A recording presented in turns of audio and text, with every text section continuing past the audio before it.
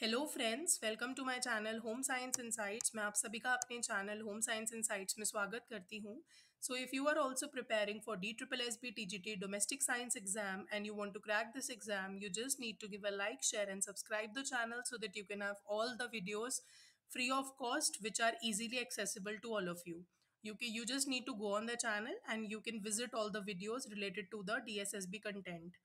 Also, there would be vacancies out very soon, so please start preparing and prep up yourself to give this exam because the exam would not be easy.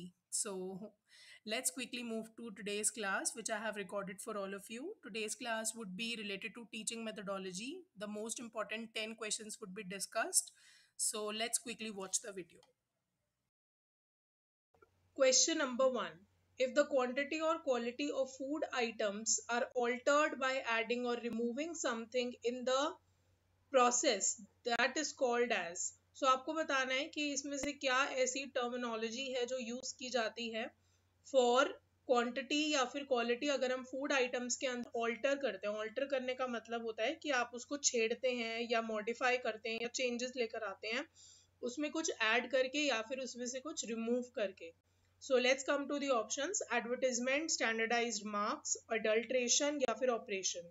The correct answer is adulteration. Adulteration एक ऐसी terminology है जिसका मतलब होता है कि आपने quantity या क्वालिटी ऑफ फूड आइटम्स को ऑल्टर किया है, मॉडिफाई किया है, उसमें से कुछ ऐड करके या फिर कुछ रिमूव करके।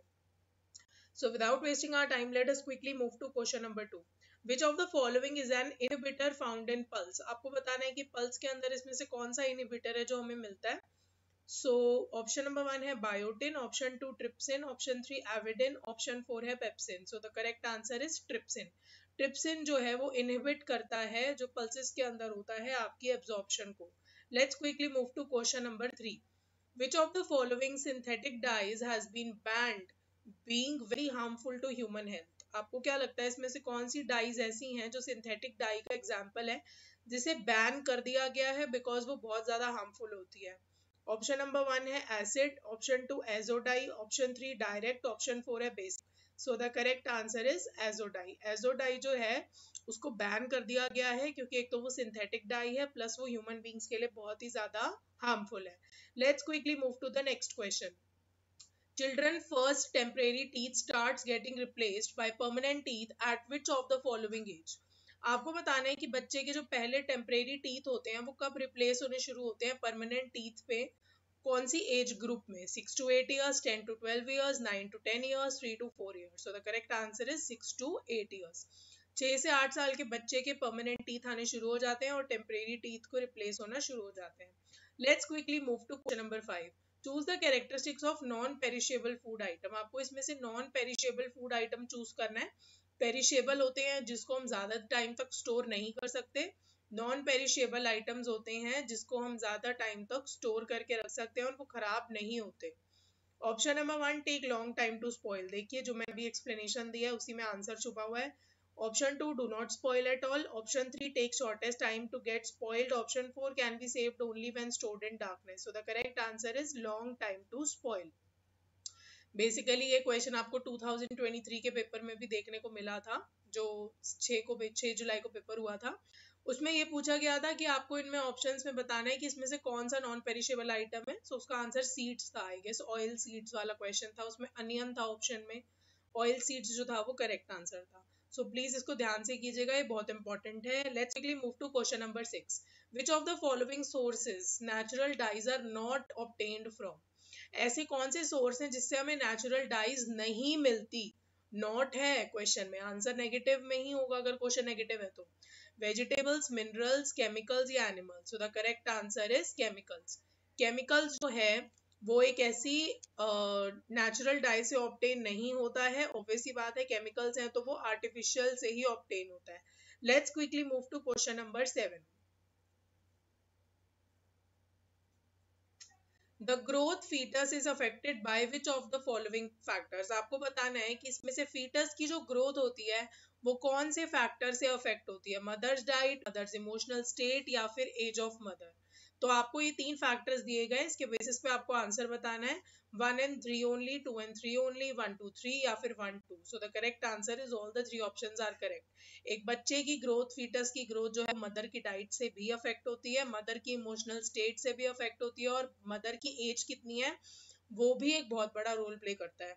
Let's quickly move to question number 8। Which of the following is a consequence of putting more than one electrical appliance in one socket? अब आपसे पूछा जा रहा है कि क्या हो सकता है अगर हम एक इलेक्ट्रिकल अप्लायंस में, एक इलेक्ट्रिकल अप्लायंस या दो इलेक्ट्रिकल अप्लायंसेस का यूज करते हैं एक सॉकेट के अंदर, तो उससे क्या हो सकता है? It creates the chance of accidental fire, क्या आग लग सकती है? It decreases the life of socket, there will be less electricity, it entangles the wire. So the correct answer is it creates the chance of accidental fire, accidentally आग भी लग सकती है, तो इसलिए बहुत ध्यान से आपको इलेक्ट्रिकल अप्लायंसेस सॉकेट के अंदर फिट करने चाहिए। Let's quickly move to question number 9. In which year was the Prevention of Food Adulteration Act passed? आपसे पूछा गया है कि प्रिवेंशन ऑफ फूड एडल्ट्रेशन, जो कि पीएफए के नाम से भी जाना जाता है, वो कौन से ईयर में पास किया गया था? 1954, 1958, 1960, 1956। सो द करेक्ट आंसर इज 1954। 1954 में पीएफए, फूड एडल्ट्रेशन एक्ट जो है वो पास किया गया था। Let's quickly move to the last question.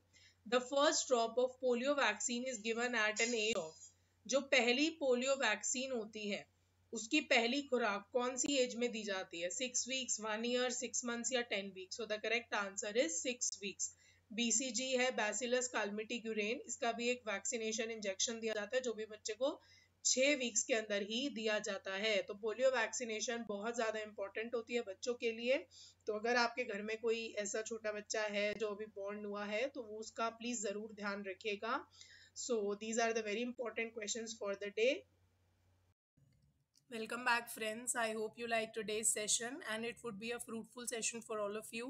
So, please quickly subscribe the channel so that we can have a lot more subscribers and people can actually view this channel and reach to the videos, which are very important. So, okay, we will meet in the next video. Till then, take care. Okay, bye bye.